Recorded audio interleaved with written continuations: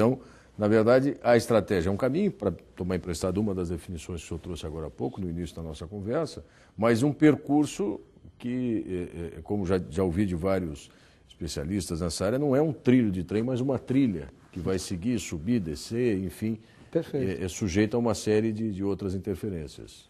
E uma dessas interferências é o tempo. A outra, uma grande interferência, ou uma grande influência sobre a estratégia é o governo, né? Vamos, hipoteticamente, trabalhar um caso que ocorreu no Brasil. Num dado momento, muitas empresas investiram na exportação e veio a crise mundial. Aqueles que estavam preparados para o mercado interno voltaram e conseguiram compensar. Tiveram mais sucesso do que aqueles que se focaram exclusivamente na exportação. E a estratégia estava errada? Não, talvez a estratégia estruturada estava certa. O resultado dela é que não foi positivo. Foi complicado. Vamos acompanhar mais um, professor? Pois não. Bom, aí 3 perguntas que certamente deixam sem sono muitos dos nossos empreendedores, gestores, administradores, né? Então, veja, até a metáfora que o senhor usou do trilho do trem, ela coloca aí. Então, qual é a estratégia a adotar? Quer dizer, existe uma certeza na escolha da estratégia?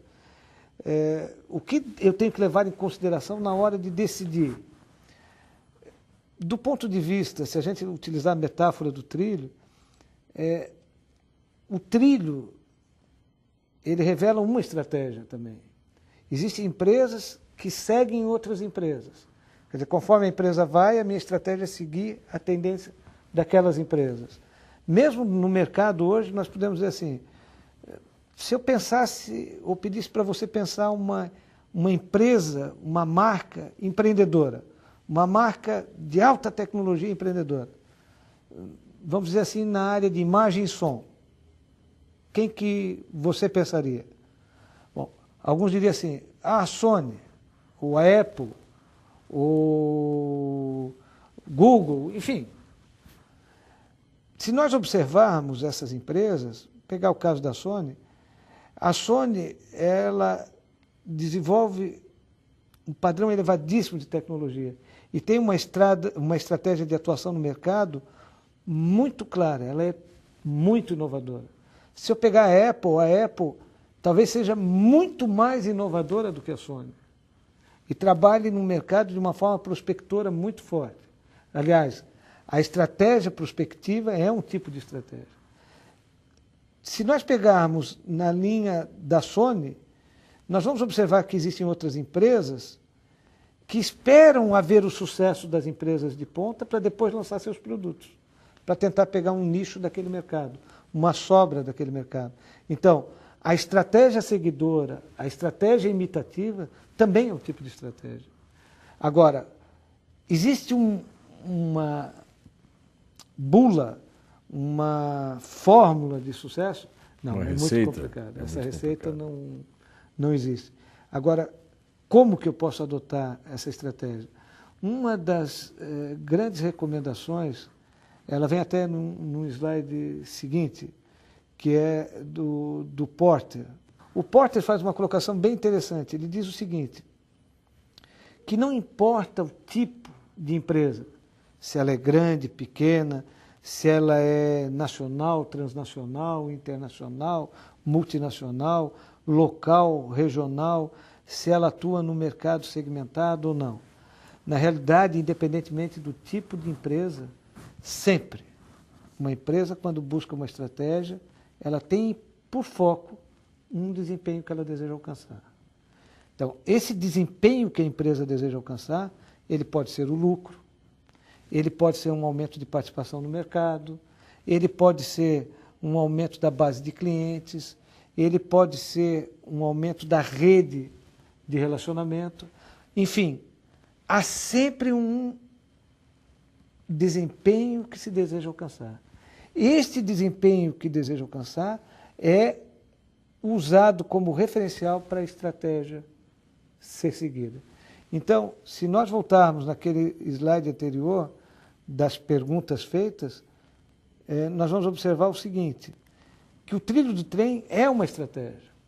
A outra estratégia é seguir, como a placa mostra ali, diversos caminhos, ou à esquerda, ou à direita, enfim. E a outra é pensar de um modo diferente.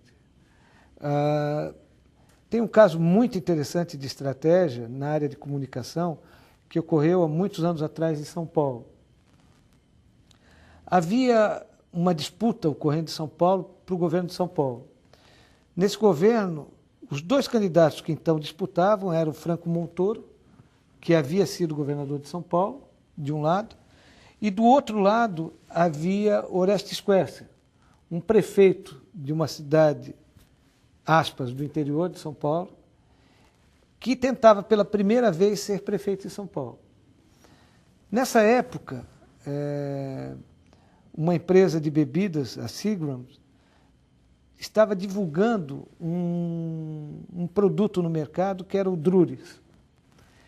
E o Drury's era um whisky que precisa de uma boa estratégia de mercado para convencer você a tomar o Drury's. De qualquer forma, essa empresa contratou um menino, era um menino loiro, pequeno, que aparecia com uma camiseta branca e um fundo branco. E esse menino aparecia chorando, e a câmera focando o menino chorando, e o menino chorava e ao fundo vinha uma voz. O meu pai bebe muito, e isso me deixa muito triste e tal. E a voz continuava.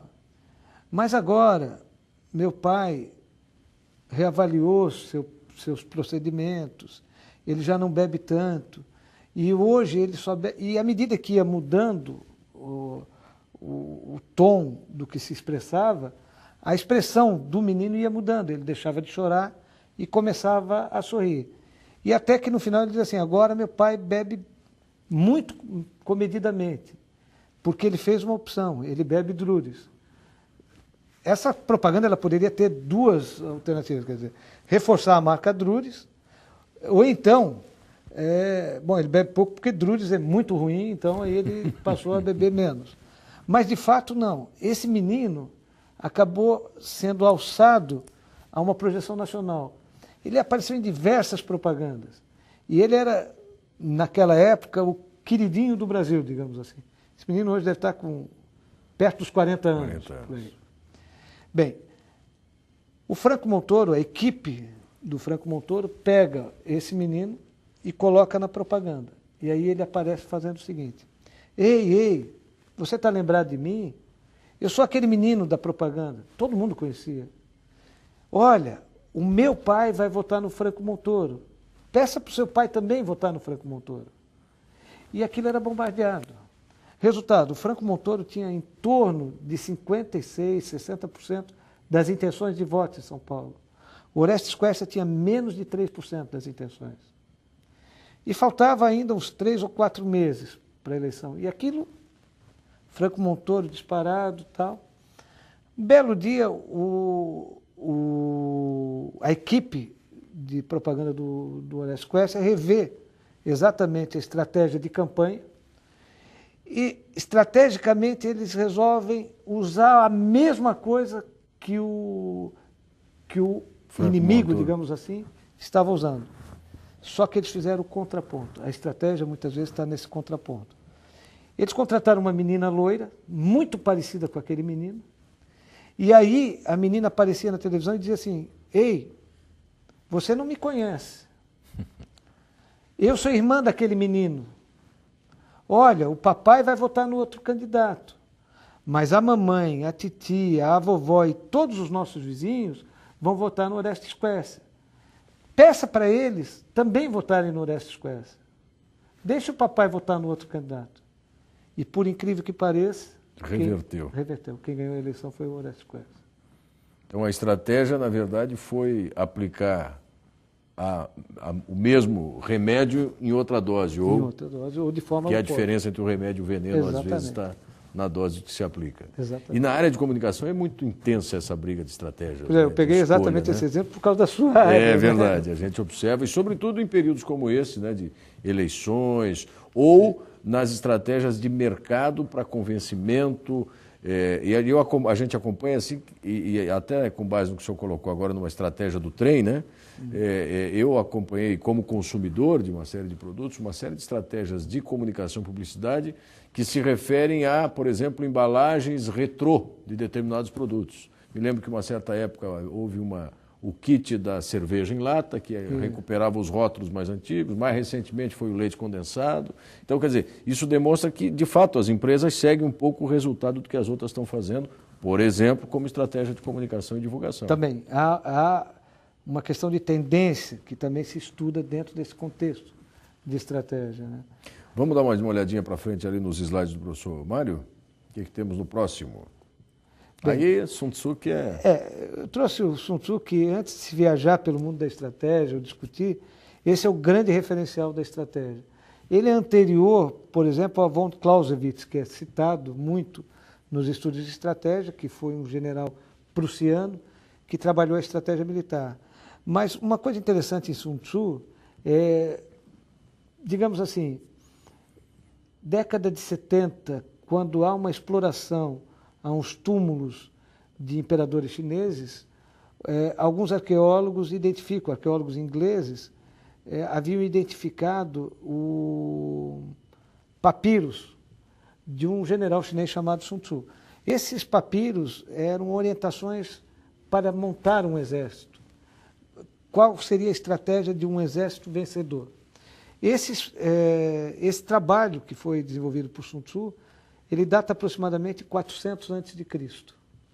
Então, naquela época já se falava em estratégia. Ele virou um livro que no século XX é livro-chave nas academias militares, mas é praticamente lido em todos os cursos de administração, que se chama A Arte da Guerra. Na Arte da Guerra, o Sun Tzu dá o segredo da estratégia, que no slide seguinte dá para ver bem. O slide seguinte mostra uma releitura do que Sun Tzu coloca. Então ele diz o seguinte: se conheceres bem o inimigo, estarás apto a vencer algumas batalhas. Ou seja, se conheceres bem o teu concorrente, estarás apto a vencer algumas vezes no mercado. Se conheceres bem ao inimigo e ao campo de batalha, vencerás muitas batalhas. Ou seja, se conheceres bem o teu concorrente e o teu mercado, tens grandes batalhas a serem vencidas e provavelmente as vencerás. Agora, para ganhar a guerra, tens que conhecer o inimigo, o campo de batalha e o próprio exército. Ou seja, eu tenho que conhecer o concorrente, o mercado e conhecer a minha própria empresa. O grande problema da estratégia talvez esteja exatamente nessa sabedoria milenar de Sun Tzu. Conhece-se muito bem o mercado, faz-se diversas pesquisas de mercado.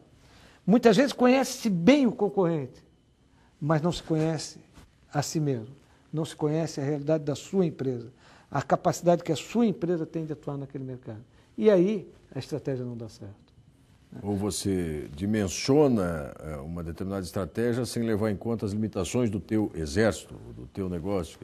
Você não consegue alcançar porque não estava preparado internamente para agir dentro daquela Com certeza, ou a própria motivação desse exército. Ou a motivação. O exército não está motivado para aquela guerra, para aquela batalha.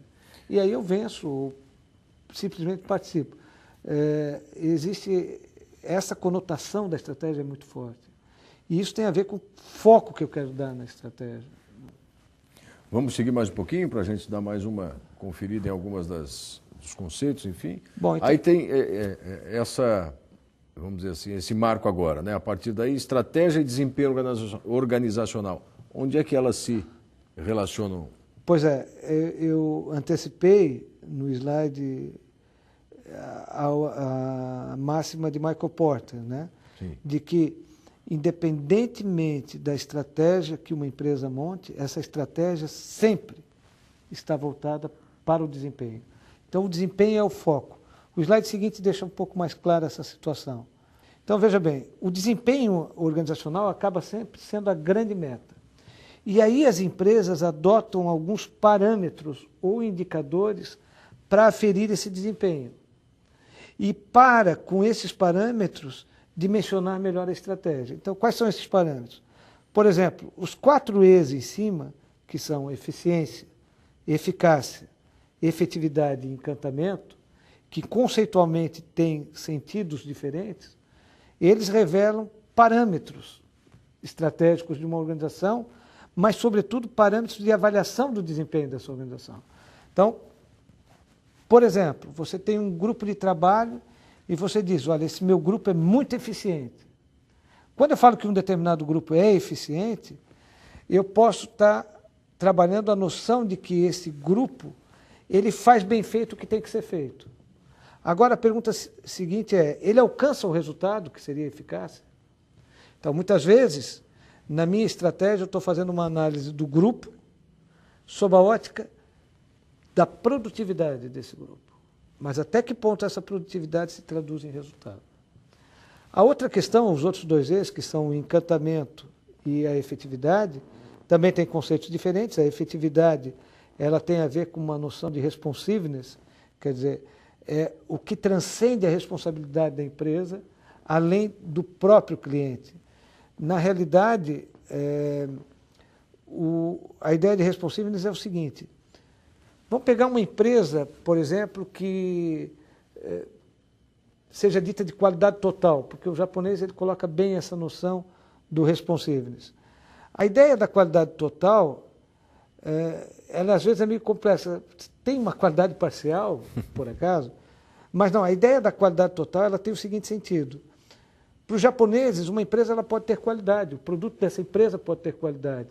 Essa empresa ela pode ter qualidade nas suas ações com o mercado, nas suas relações com o consumidor, ela pode ter muita qualidade na sua atuação com outros parceiros, ela pode ser ética, enfim, ela pode ser uma empresa de qualidade.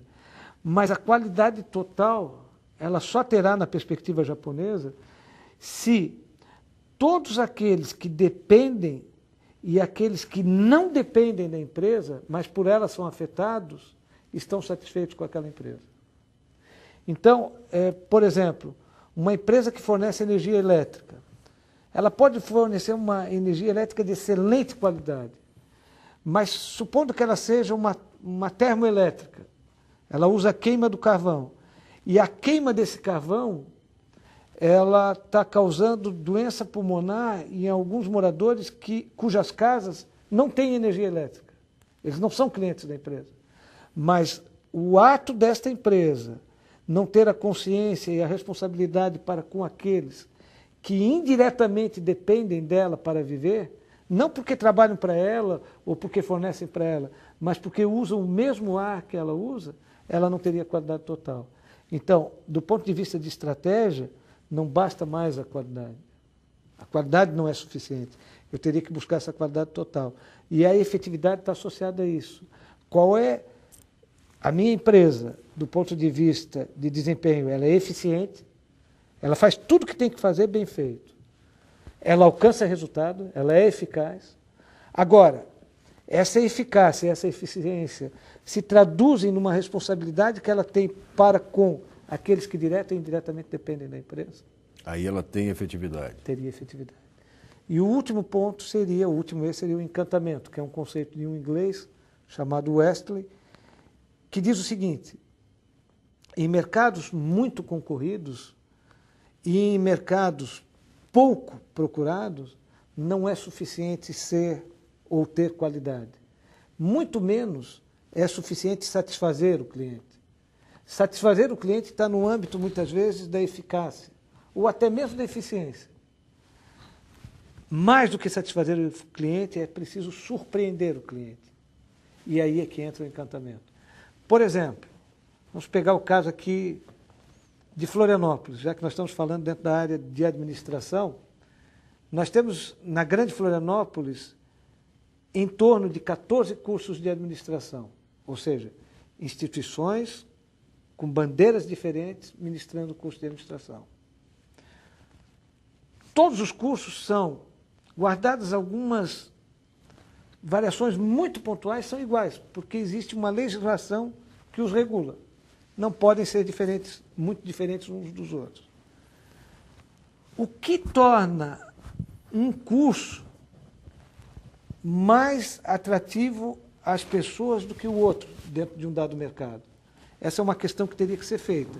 Então, não basta ser um curso eficiente, porque todos têm computadores, todos têm professores e todos têm sala de aula. Não basta esse curso trazer um resultado financeiro para o dono dessa escola. Agora, até que ponto esse curso está interagindo e respondendo socialmente com a comunidade que ele está, que seria a efetividade? E mais do que isso, onde que esse curso surpreende os alunos? Mesmo se nós considerarmos os 2 únicos cursos públicos, na verdade nós temos 3 cursos públicos de administração na Grande Florianópolis, um é o curso aqui da Universidade Federal de Santa Catarina, de administração, o outro curso público gratuito na Grande Florianópolis é o da Faculdade da Palhoça, que é uma faculdade municipal gratuita e que tem o curso de administração, que é dirigido até por uma ex-aluna minha, muito eficiente e muito eficaz, que é a professora Mariá, e temos o da ESAG, curso da ESAG. O que faria um aluno escolher um desses 3 cursos? Que parâmetros o leva a escolher um desses 3 cursos? Nós sabemos que mesmo quando não está em voga a questão financeira, esses 3 cursos têm apelos mercadológicos diferentes. E a estratégia deles se relacionarem com o mercado é diferente. É diferente. E isso vai imprimir, se a gente voltar no estágio, a uma característica que acaba sendo traduzida, voltar ao slide, perdão, que é a gestão, que é a intersecção entre esses parâmetros e os indicadores de desempenho que vão nortear a estratégia. Então veja que nós temos 4 indicadores de desempenho que também podem ser considerados parâmetros de avaliação da organização. A produtividade, a lucratividade, a competitividade e a qualidade. E deles, você tem um parâmetro maior ou uma definição maior da estratégia. Então, por exemplo, se eu falasse da produtividade, uma gestão voltada para a produtividade, existem empresas que trabalham numa estratégia única e exclusiva de chão de fábrica. Avaliam só a produtividade e trabalham só focada na produtividade. Um exemplo, um call center. Call center trabalha focado em produtividade. Os call centers no Brasil e fora do Brasil chegam a ter mais do que 25 indicadores de desempenho de produtividade dentro dele, sobre cada posição de trabalho. Então, é o tempo todo calculado ou a estratégia em cima da produtividade. Quantas ligações fez, quantas ligações atendeu, quantos consumidores ligaram, é tudo quantificado nesse sentido. E você pode escolher o call center. Não há call center que não utilize uma estratégia de produtividade. Existem empresas que utilizam estratégias de produtividade linkadas com outras. Por exemplo, Correios. Na área fim do Correio, que é sustentada pela base de carteiros, ali há indicadores de produtividade. Número de correspondências entregues, tempo de correspondência entregue, posta restante, enfim, há diversos indicadores de produtividade.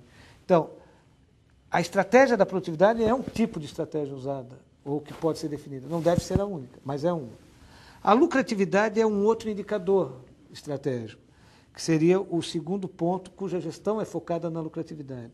Na realidade, a lucratividade ela acaba se confundindo com o próprio desempenho organizacional, porque nas empresas com fins lucrativos, o foco na lucratividade ou no resultado operacional da empresa passa a ser fundamental.